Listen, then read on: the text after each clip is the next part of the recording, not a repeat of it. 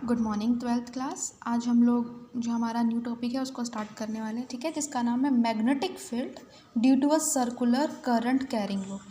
Last जो previous topics थे उनमें मैंने आपको बताया था कि अगर कोई भी हमारे पास ऐसा वायर है या फिर ऐसा कोई कंडक्टर है जिसमें से करंट फ्लो कर रही है, तो जो बायोसेवर्ट साइंटिस्ट थे उन्होंने हमें एक लॉ दिया था जिसकी हेल्प से हम लोग क्या फाइंड आउट कर सकते थे, मैग्नेटिक फील्ड फाइंड आउट कर सकते हैं उस करंट कैरिंग कंडक्टर में से, ठीक है। इसके एक डिसएडवांटेज भी मैंने आप लोगों को बताई थी कि हम लोग टोटल मैग्नेटिक फील्ड को इस रूल से फाइंड आउट नहीं कर सकते, इस लॉ से फाइंड आउट नहीं कर सकते। हम small magnetic field for example, ठीक है, कोई हमारे पास I D L vector small length element है, ठीक है, इसमें से करंट फ्लो कर रही है आई, उसके कारण ही स्मॉल मैग्नेटिक फील्ड जो जनरेट हो रहा होगा उस कंडक्टर में से, जिसको हम डी बी वैक्टर बोलते हैं, उस स्मॉल मैग्नेटिक फील्ड को according to Biot Savart law find out कर सकते हैं, ठीक है। एक बार मैं पिछला रिव्यू करवा रही हूँ आप लोगों को।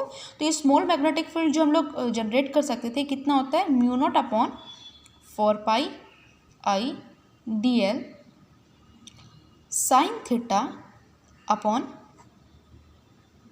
ए स्क्वायर, या फिर आप आर स्क्वायर भी बोलते हैं, ठीक है। तो अब हमें मैग्नेटिक फील्ड फाइंड आउट करना है किस में से, एक ऐसे करंट कैरिंग कंडक्टर में से जो जिसकी शेप कैसी हो, सर्कुलर हो। तो हम सबसे पहले क्या करेंगे, सर्कुलर शेप का कंडक्टर लेंगे, ठीक है। अब इसमें से देखो करंट भी दो तरह से फाइंड आउट कर सकते हैं हम। एक तो करंट में भी फ्लो कर रही हो क्लॉकवाइज डायरेक्शन में, कि करंट क्लॉकवाइज डायरेक्शन में मूव कर सकती है, या फिर करंट कैसे मूव कर रही हो, एंटी क्लॉकवाइज डायरेक्शन, ठीक है। हम लोग कंसिडर कर लेते हैं कि मान लेते हैं कि हमारी करंट है जो कंडक्टर में से फ्लो कर रही है, वो करंट फ्लो कर रही है इन अ क्लॉकवाइज डायरेक्शन, ओके। अगर करंट क्लॉकवाइज डायरेक्शन में फ्लो कर रही है सर्कुलर कंडक्टर में से, जिसका हम सेंटर मान लेते हैं कि ये ओ इस कंडक्टर का सेंटर है, ठीक है। अब कंडक्टर में से करंट फ्लो कर रही है आई, ठीक है, यहाँ पे भी करंट आई फ्लो कर रही होगी। तो अगर हम ये स्मॉल, क्योंकि टोटल लेंथ के कारण हम मैग्नेटिक फील्ड को फाइंड आउट नहीं कर सकते, हम स्मॉल लेंथ डीएल के कारण ही मैग्नेटिक फील्ड को फाइंड आउट कर सकते हैं। तो सबसे पहले पूरी एल लेंथ का एक कंडक्टर मान लेते हैं, इसकी टोटल लेंथ एल है, ठीक है। और एल की वैल्यू किसके इक्वल होगी, भाई सर्कल का जो सर्कमफेरेंस है वो इसकी टोटल लेंथ होगी, वो किसके इक्वल होगी। अगर इस सर्कल की हम रेडियस मान लें, फॉर एग्जाम्पल इस सर्कल की रेडियस हमें दे रखी है, ठीक है, इसकी रेडियस दे रखी है हमें, तो लेंथ क्या हो जाएगी, 2 पाई ए इस कंडक्टर की लेंथ हो जाएगी, ठीक है। अब इस कंडक्टर में से करंट फ्लो करेगी, ये direction of flow of current होगा, ठीक है। ये हमारा ओ हमारा ऑब्जर्वेशन पॉइंट है। इस पॉइंट पे हम लोग इस करंट कैरिंग कंडक्टर में से जब करंट फ्लो कर रही होगी तो मैग्नेटिक फील्ड की जो इंटेंसिटी होगी डीबी, ये डीबी में इंटेंसिटी हम इस ओ पॉइंट पे ऑब्जर्व कर रहे होंगे या फाइंड आउट कर रहे होंगे। तो करंट फ्लो कर इस डायरेक्शन में, एंगल कितना बन गया बेटा, यहाँ पे करंट के बीच में करंट आइडियल वेक्टर, ठीक है। करंट एक वेक्टर क्वांटिटी नहीं है, लेकिन आइडियल वेक्टर, करंट एलिमेंट एक वेक्टर क्वांटिटी है। जो आइडियल वेक्टर है वो मैग्नेटिक फील्ड जिस पॉइंट पे हम फाइंड आउट कर रहे हैं ऑब्जर्वेशन पॉइंट के साथ एंगल कितना बना रहा होगा, 90 डिग्री। तो साइन थीटा हमारे पास आ गया, भाई थीटा की वैल्यू 90 डिग्री है। तो इस केस में जो मैग्नेटिक फील्ड की इंटेंसिटी होगी इस सर्कुलर करंट कैरिंग कंडक्टर के कारण वो कितनी हो जाएगी, mu naught upon 4 pi I D L sine theta, I D L sign 90 degree, मैं डायरेक्ट वैल्यू पुट कर रही हूँ, साइन 90 डिग्री की वैल्यू कितनी होती है, 1 divided by a square, okay. ये हमारी फर्स्ट इक्वेशन हो गई। ये तो इस small D L current element है उसके कारण फाइंड आउट, आइडियल सॉरी, उसके कारण हमने ये जो मैग्नेटिक फील्ड की इंटेंसिटी फाइंड आउट की। लेकिन हमें तो मैग्नेटिक फील्ड पूरे सर्कुलर लूप के कारण फाइंड आउट करना है ना। अब देखो सबसे पहले, ठीक है, यहाँ पे मैग्नेटिक फील्ड कि ये थी मैग्नेटिक फील्ड की एक वेक्टर क्वांटिटी, ये तो मैग्नीट्यूड आ गया, डायरेक्शन कौन सी होगी, तो डायरेक्शन फाइंड आउट करने के लिए हम क्या यूज़ करते हैं, राइट हैंड जो आपका रूल है वो यूज़ करते हैं। राइट हैंड रूल क्या कहता है कि जो हमारी रैप्ड फिंगर है, ठीक है, जो आपकी ये रैप्ड फिंगर है, ये फिंगर्स किसको डिनोट कर रही है, डायरेक्शन ऑफ करंट की फ्लो की डायरेक्शन को रिप्रेजेंट करिए। जो आपका थम होता है, ये थम किसको रिप्रेजेंट करता है, the direction of magnetic field. यहाँ पे देखिए करंट कैसे फ्लो कर रही है, क्लॉकवाइज डायरेक्शन में, तो हम लोग फिंगर्स को रैप कर देंगे इन अ क्लॉकवाइज डायरेक्शन। तो आपके थम की डायरेक्शन कैसी हो जाएगी, आपका थम हो जाएगा, जब आप फिंगर्स को इन अ क्लॉकवाइज डायरेक्शन रैप करेंगे तो थम आपका इनवर्ड डायरेक्शन में होगा। सो यहाँ पे मैग्नेटिक फील्ड की जो डायरेक्शन है, इस केस में इस पॉइंट को हम नाम दे देते हैं पॉइंट ए के केस में, पॉइंट ए पे लाइक कर रहा है ये स्मॉल डी एल जो लेंथ एलिमेंट है, यहाँ पे हमारी जो मैग्नेटिक फील्ड है उसकी डायरेक्शन हो जाएगी इनवर्ड, ठीक है। अब मैं सर्टेन ये पॉइंट कंसिडर करती हूँ पॉइंट बी। ठीक है, अब इस बी पॉइंट से मैं कट करती हूँ एक स्मॉल लेंथ एलिमेंट। हम मान लेते हैं कि टोटल तो एल है, लेकिन हमें तो स्मॉल मैग्नेटिक फील्ड ही फाइंड आउट करने की फैसिलिटी प्रोवाइड है, तो हम स्मॉल लेंथ ले लेंगे, उसमें से small magnetic field find out करेंगे। तो अब ये करंट जो हमारा होगा, करंट एलिमेंट की डायरेक्शन हो जाएगी, क्या हो जाएगा, आई D L vector current element. अब ऑब्जर्वेशन पॉइंट इसे अटैच करेंगे, ऑब्जर्वेशन पॉइंट के बीच में और करंट एलिमेंट के बीच में कितना एंगल बन रहा है, अगेन एंगल कितना बन रहा है, 90 डिग्री बन रहा है।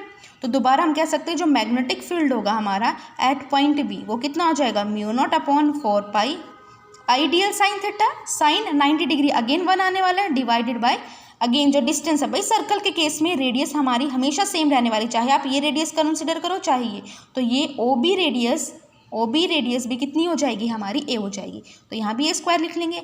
बट यहाँ पे डायरेक्शन कैसे होने वाली है, अगेन देखो करंट कैसे फ्लो कर रही है, क्लॉकवाइज डायरेक्शन में। सो करंट क्लॉकवाइज डायरेक्शन में फ्लो कर रही है, तो लेफ्ट फिंगर को हम क्लॉकवाइज डायरेक्शन में लेंगे।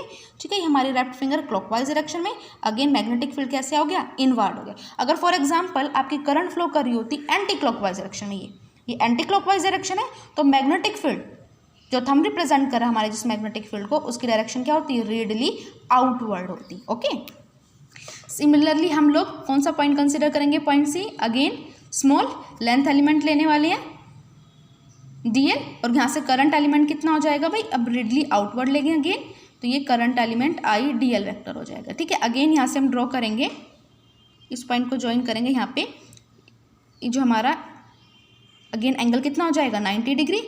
सेम डायरेक्शन करंट कैसे फ्लो कर रही है, again anti clockwise clockwise direction में करंट फ्लो कर रही है, तो दोबारा से करंट की डायरेक्शन भी क्या होने वाली है, इनवर्ड ही होने वाली है पॉइंट सी पर भी। सिमिलरली फॉलो होगा फंक्शनिंग आपके पॉइंट डी पर भी। तो यहाँ से हमने कंक्लूजन क्या निकाला, यहाँ से हमारा कंक्लूजन निकला कि जो डी बी वैक्टर है हर एक डी एल लेंथ एलिमेंट के लिए जिसमें से करंट फ्लो कर रही है आई, और वो करंट फ्लो कर रही है क्लॉकवाइज डायरेक्शन में, तो हर बार हमारा जो मैग्नेटिक फील्ड है डी बी वैक्टर उसकी वैल्यू क्या आ रही है, mu naught upon 4 pi I D L upon a square. Okay, और हर एक केस में डायरेक्शन क्या है, इनवर्ड। तो जो हमारा टोटल मैग्नेटिक फील्ड है वो क्या हो जाएगा, समीशन किसका, समीशन सॉरी इंटीग्रेशन किसका, इंटीग्रेशन लेंगे small magnetic field D B का अगर मैग्नेटिक फील्ड का इंटीग्रेशन लेंगे हमें टोटल मैग्नेटिक फील्ड मिल जाएगा बी।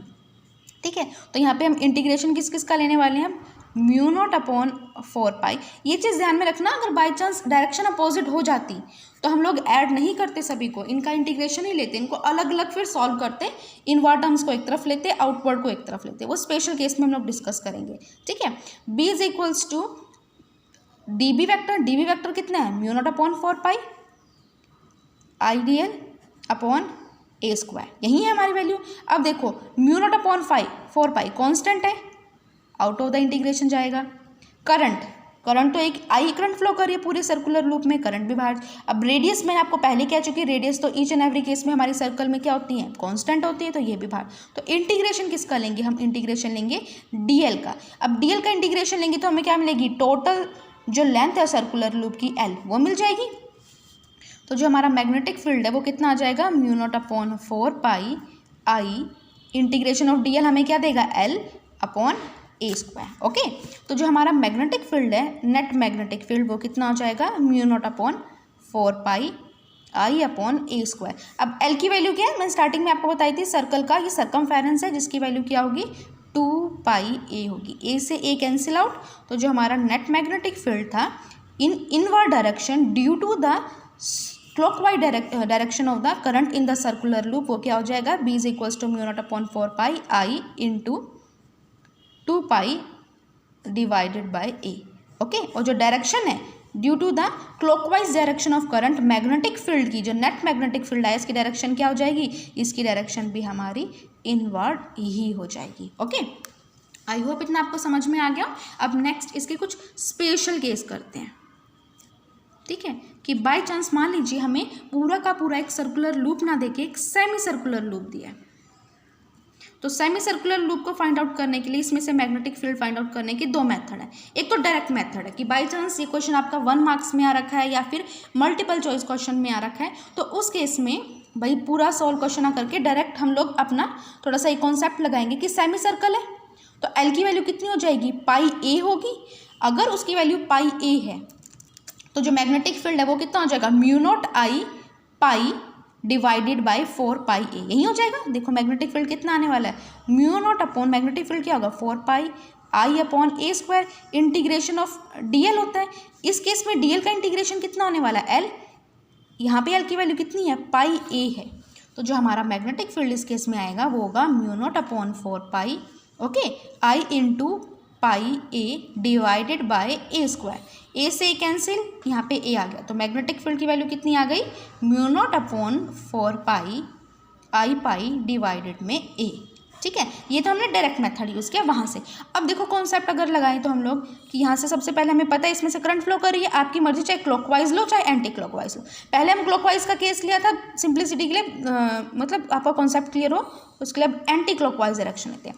अब देखो करंट फ्लो कर रही है एंटी क्लॉकवाइज डायरेक्शन में, ये करंट के फ्लो की डायरेक्शन है, तो मैग्नेटिक फील्ड क्या होने वाला है इस केस में मैग्नेटिक फील्ड रेडली हमारा आउटवर्ड होगा, ऊपर की तरफ होगा।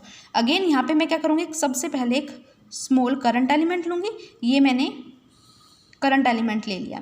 ठीक है, इसको नाम देंगे करंट आई फ्लो कर रही है इसमें से हमारी, तो ये क्या हो जाएगा आई डी एल वैक्टर।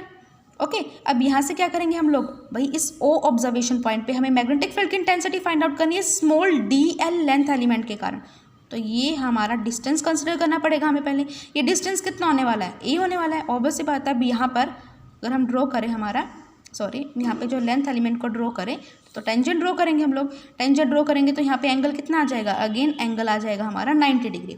और बायो सावर्ट लॉ क्या कहता है, I D L is equal D B vector is equals to mu naught upon 4 pi I D L sine theta upon a square. Theta कितना है हमारा 90 डिग्री, तो again D B की value कितनी आ गई, D B comes out to be mu naught upon 4 pi I D L upon a square.